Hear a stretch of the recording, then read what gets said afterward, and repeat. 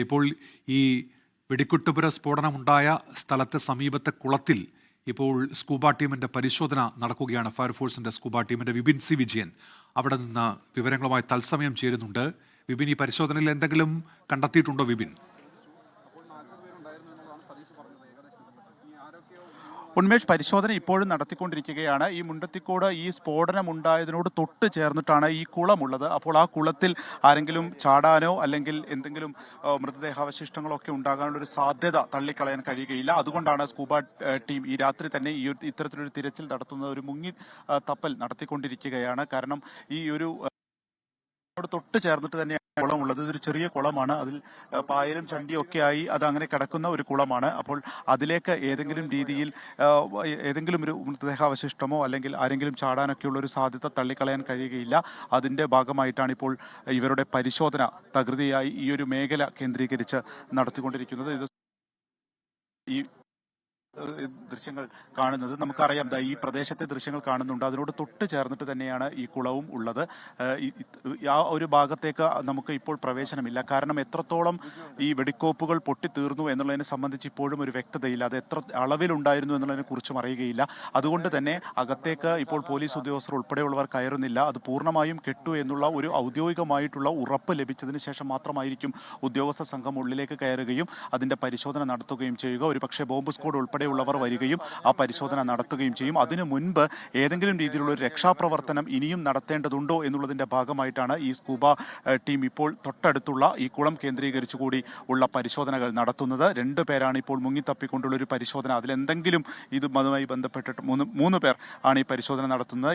ഇതുമായി ബന്ധപ്പെട്ട എന്തെങ്കിലും കാര്യങ്ങൾ കുളത്തിലുണ്ടോ, കുളവുമായി ബന്ധപ്പെട്ടിട്ടുണ്ടോ എന്നുള്ള പരിശോധനയാണ് നടത്തുന്നത്. അത് ഒട്ടും ഉപയോഗിക്കപ്പെടാതെ കിടക്കുന്ന ഒരു കുളമാണ്. നമുക്ക് ഈ ദൃശ്യങ്ങളിൽ നിന്ന് തന്നെ കാണുന്നത് പോലെ തന്നെ ആകെ പായൽ പിടിച്ച് കിടക്കുന്ന ഒരു കുളമാണ്. അതിൻ്റെ അടിത്തട്ടിലേക്ക് എന്തെങ്കിലും സംഭവിച്ചിട്ടുണ്ടോ അല്ലെങ്കിൽ എന്തെങ്കിലും ഭാഗങ്ങളോ അങ്ങനെ എന്തെങ്കിലും അവിടെ ഉണ്ടായിട്ടുണ്ടോ എന്നുള്ളതാണ് ഈ പരിശോധനയുടെ പ്രധാനമായിട്ടും ഉദ്ദേശിക്കുന്നത്. അതിനുശേഷമായിരിക്കും മറ്റിടങ്ങളിലേക്ക് കൂടി മറ്റ് ഭാഗത്തേക്ക് കൂടിയുള്ള ഒരു പരിശോധന നീളുകയുള്ളൂ. നമുക്ക് ഈ ദൃശ്യങ്ങളിലൊക്കെ കാണുന്നത് പോലെ തന്നെ ഈ ഒരു ഭാഗം എന്ന് പറയുന്നത് ഏക്കർ കണക്കിന് വലിയ പാടമാണ്. വലിയ പാടമായിട്ട് ഉന്മേഷ് ഈ പ്രദേശം കിടക്കുകയാണ്.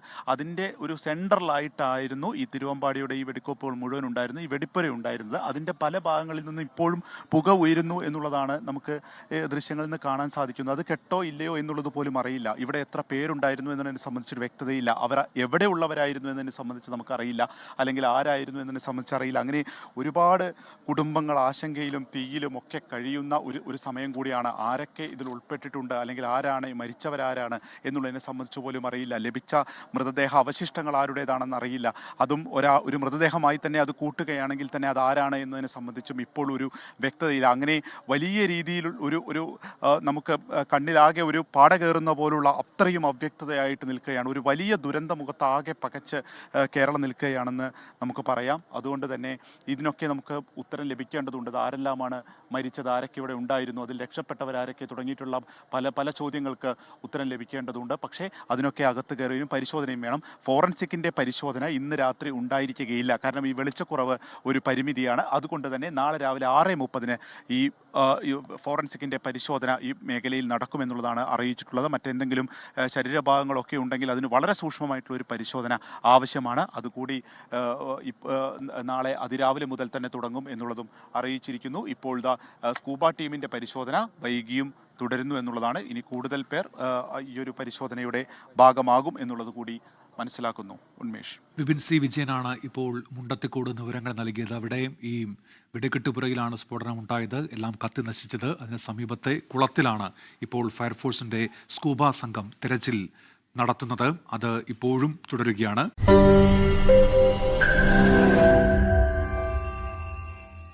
ലോകത്തെവിടെയായാലും ഏത് സമയത്തും 24 വാർത്തകളും ഓഗ്മെന്റഡ് റിയാലിറ്റി പാക്കേജുകളും എക്സ്പ്ലെയിനറുകളും വിശദമായി കാണാൻ ഞങ്ങളുടെ യൂട്യൂബ് ചാനൽ നിങ്ങൾക്ക് സബ്സ്ക്രൈബ് ചെയ്യാം.